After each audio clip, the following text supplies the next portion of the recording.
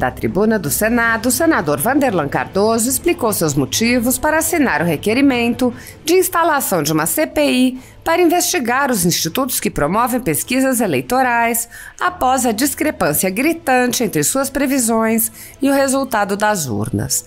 O senador afirmou: os resultados errados foram tantos que arrisco citar aqui o professor Joseph Campbell, que ao ser entrevistado pela BBC News Brasil, falou que não é exagero dizer que o mercado das pesquisas eleitorais está passando por uma crise.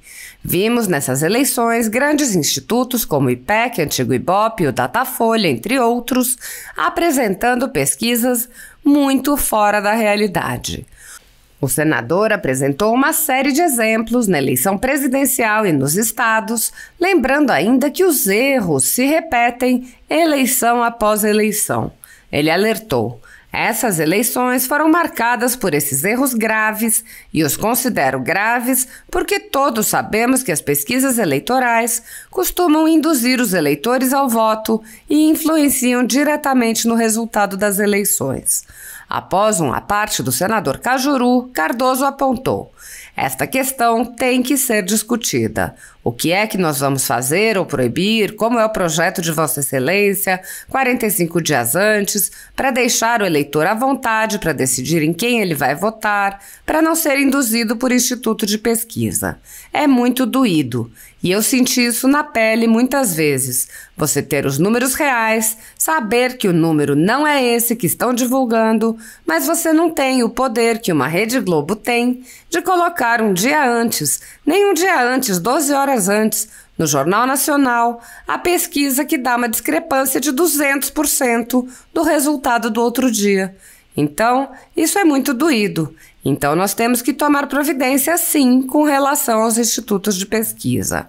O senador acrescentou: eu sinto muito por o ministro Alexandre de Moraes, do TSE, ter proibido a divulgação do ministro fazendo pronunciamento com relação à poliomielite e não tomando providência nenhuma com relação aos institutos de pesquisa. E aqui eu não estou falando desse ou daquele, minha função não é essa. Eu estou só dizendo das barbaridades dos institutos de pesquisa no nosso país. Há 10 anos, a Folha Política atua noticiando fatos, discursos, argumentos e denúncias que são obliteradas pela velha imprensa. Nosso veículo de imprensa dá voz às vozes conservadoras, ao anticomunismo, à defesa dos direitos fundamentais e da liberdade de expressão e de imprensa, além de trazer ao público os vídeos dos pronunciamentos de autoridades para que o público possa formar sua própria opinião sobre o que foi dito e não precise depender de relatos de terceiros. Quem controla a informação, controla em última instância a realidade. Grupos monopolísticos e cartéis que se associam com o intuito de barrar informações contrárias ou inconvenientes atuam em conluio com a finalidade de aniquilar qualquer mídia independente, eliminando o contraditório e a possibilidade de um debate público amplo, honesto, abrangendo todos os feixes e singularidades dos mais diversos espectros políticos. Controlando as informações, o cartel midiático brasileiro tenta excluir do debate e, em última instância, da vida pública, os conservadores e os veículos que dão voz a essas pessoas. A renda da Folha Política está sendo confiscada a mando do ministro Luiz Felipe Salomão, ex-corregedor do TSE, com respaldo e apoio de Luiz Roberto Barroso, Alexandre de Moraes e Edson Fachin. A decisão confisca, de forma indiscriminada, todas as receitas advindas do YouTube, indicando claramente que a intenção não é a de excluir conteúdos específicos, mas sim de calar o canal e eliminar a empresa. Há mais de 15 meses, toda a nossa renda é retida sem qualquer justificativa jurídica. Se você apoia o trabalho da Folha Política e pode ajudar a evitar que o jornal seja fechado, doe por meio do Pix, cujo QR Code está visível na tela, ou por meio do código ajude@folhapolitica.org. Caso não utilize Pix, há a opção de transferência bancária para a conta da empresa Raposo Fernandes, disponível na descrição deste vídeo e no comentário fixado no topo. Há 10 anos, a Folha Política vem mostrando a realidade da política brasileira e quebrando barreiras do monopólio da informação. Com a sua ajuda, poderá se manter firme e continuar a exercer o seu trabalho. Pix ajude@folhapolitica.org. Assista.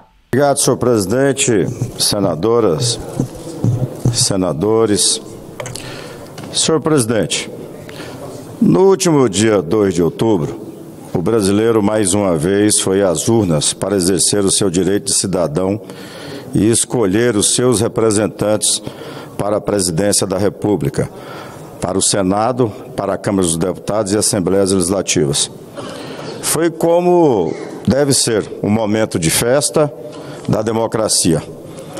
Porém, senhor presidente, é preciso falar do grande marco dessas eleições, que não foi a vitória de um ou de outro, e sim um fato que vem ocorrendo com frequência a cada ano eleitoral e que em 2022 se tornou muito mais evidente. Estou falando, senhor presidente, dos erros de diversos institutos de pesquisa, tanto de pequeno como de grande porte e renome, na divulgação de suas pesquisas eleitorais. Os resultados errados foram tantos que arrisco citar aqui o professor Joseph Campbell, ao ser entrevistado pela BBC News Brasil, que falou: não é exagero dizer que o mercado das pesquisas eleitorais está passando por uma crise. Vimos nessas eleições grandes institutos como o IPEC, antigo IBOP, Datafolha, entre outros, apresentando pesquisas muito fora da realidade. Senhor presidente, senhoras e senhores senadores, todos aqui sabem que eu gosto de números e gosto especialmente porque eles nos dão uma visão clara e real dos fatos. Na disputa presidencial, a pesquisa IPEC, por exemplo, colocou um dos candidatos a presidente como eleito já no primeiro turno, com 51% dos votos e apenas 37% para o concorrente. Uma diferença, senhor presidente, de 14 pontos percentuais que se considerada a margem de erro de 2 pontos, poderíamos chegar em uma diferença de até 18 pontos entre os dois candidatos. Já o Datafolha colocou esse mesmo candidato com 50% das intenções de voto e o concorrente novamente bem distante, com apenas 36%. Isso significa que os institutos de pesquisa erraram a orientação de voto de mais de 16 milhões de eleitores, ou uma diferença de 14 pontos percentuais. Outro instituto, o IPESP, apontou que o candidato que liderava a pesquisa teria 49% dos votos dos brasileiros e o concorrente apenas 35%. Novamente, de 14 pontos entre os dois. Todas essas pesquisas, embora mudaram o número de votos dos candidatos dentro da margem de erro, todas elas cravaram a mesma diferença entre eles, ou seja, 14 pontos de diferença entre um e outro. Porém, finalizada a votação do domingo, todos nós comprovamos que a diferença entre os dois candidatos ao cargo de presidente da República foi de apenas 5 pontos percentuais.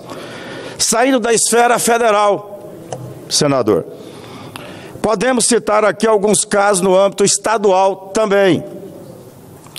No meu estado de Goiás, por exemplo, a pesquisa IPEC para o Senado Federal foi divulgada um dia antes das eleições, mostrando o então candidato hoje senador eleito da República, Wilder de Moraes, em 4º lugar, com apenas 12%, senador Cajuru, das intenções de votos. Sendo que votos válidos, quero aqui dizer. Sendo que o primeiro colocado nas pesquisas atingiria o patamar de 31%. Quase 200% de diferença de um para o outro. Um dia depois, milagre. Um dia depois, quando saiu o resultado, contrariando as pesquisas com um erro de mais de 200%, o Wilder de Moraes foi o campeão dessa eleição. Em momento algum, os institutos falavam em reviravolta. A última pesquisa IPEC para a corrida ao Senado, nosso candidato Wilder de Moraes iria amargar a 4ª colocação com 12% das intenções de votos. Como aconteceu, senador Cajuru, na eleição de 2018 com Vossa Excelência. Sendo que o primeiro colocado nas pesquisas atingiria o patamar de 31% das intenções de voto. Um erro que poderia ser fatal para o senador eleito Wilder de Moraes, naquele momento, pois muitos eleitores deixam de votar em algum candidato porque não querem supostamente perder o voto. Em São Paulo também teve erro. O Datafolha apontava a vitória para Fernando Haddad com 39% e o Tarcísio com apenas 31%. Quando saiu o resultado, milagrosamente no dia seguinte, essa pesquisa, Tarcísio estava em primeiro lugar com 42% e o segundo com 35%. Tarcísio teve, senhor presidente, 11 pontos a mais do que apontou a pesquisa, ou seja, 25% do total de votos recebidos em números. São 2 milhões de votos, 2 milhões e meio de votos. Também em São Paulo, as pesquisas apontaram que Marcos Pontes, nosso astronauta, iria perder a eleição para Márcio França. Quando abriram as urnas, Marcos Pontes foi eleito com quase 20% a mais do que o concorrente. No Rio de Janeiro, um dia antes das eleições, as pesquisas Datafolha mostravam segundo turno naquelas eleições.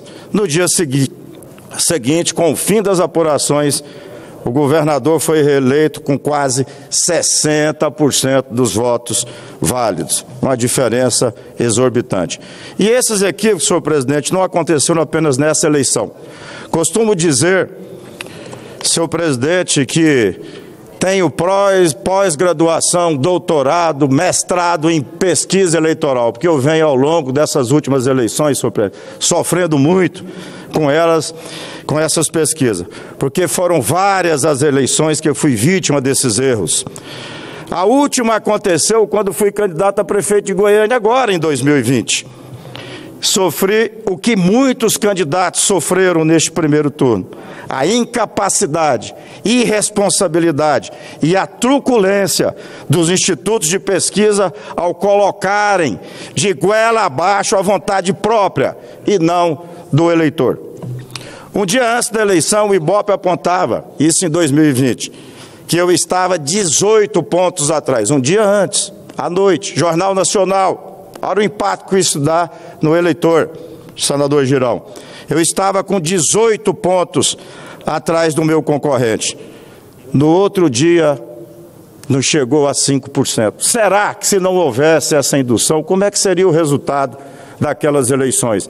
Goiânia hoje, com certeza, sob a nossa administração, senador Exaustir, não estaria aquele caos que é hoje, que está a nossa capital goiana.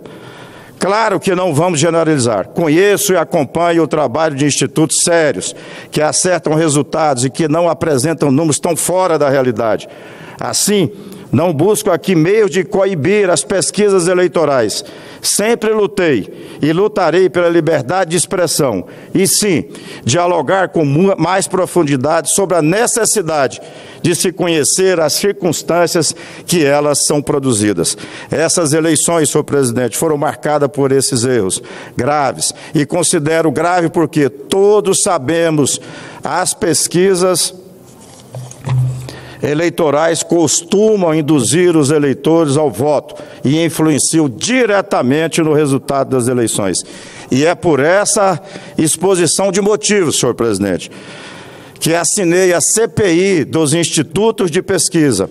Sou a favor que se promova uma investigação séria e profunda sobre a atuação dessas empresas e para quem elas trabalham.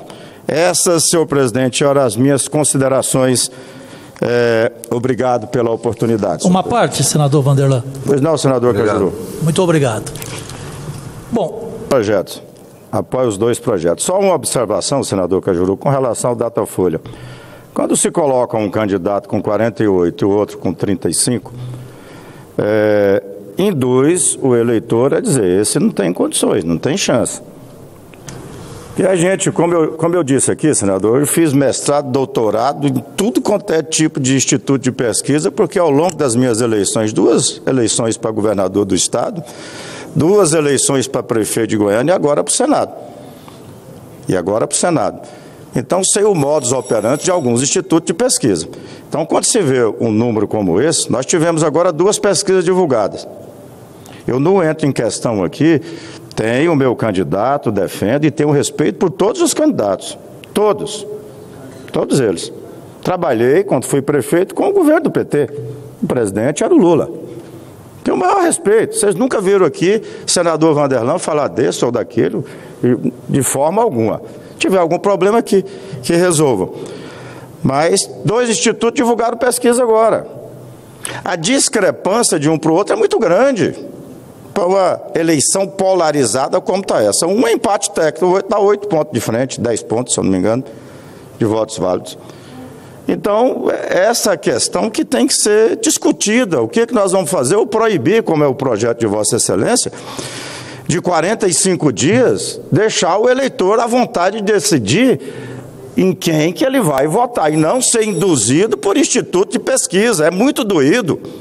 E eu senti isso na pele muitas vezes, você ter os números reais, saber que o número não é esse que estão divulgando, certo? Mas você não tem o poder que uma Rede Globo tem de colocar um dia, nem um dia antes, 12 horas antes, no Jornal Nacional, a pesquisa que dá aí uma discrepância de 200% do resultado do outro dia. Então isso é muito doído. Então nós temos que tomar providência, sim, com relação aos institutos de pesquisa. Girão, eu sinto muito, porque o ministro do Alexandre de Moraes, do TSE, ter proibido a divulgação do ministro, né, fazer o pronunciamento com relação à poliomielite. E não tomou providência nenhuma com relação aos institutos de pesquisa. E aqui eu não estou falando desse ou daquele. Certo? Minha função não é essa. Eu estou só dizendo que é a barbaridade dos institutos de pesquisa no nosso país. Obrigado, senhor presidente. Obrigado, senador. Senadora Zenaide Maia. Senhor presidente, colega